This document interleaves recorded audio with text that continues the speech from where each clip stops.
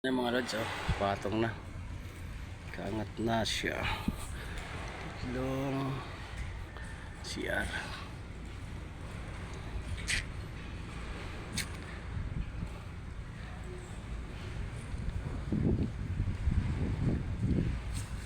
Bigaan pa to, may biga pa to yan sibar yung kanto.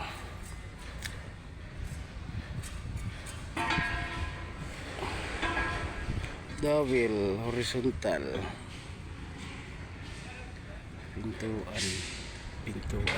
pintuan ng isa sa loob ng opisina. Ito ay sila ng trasis.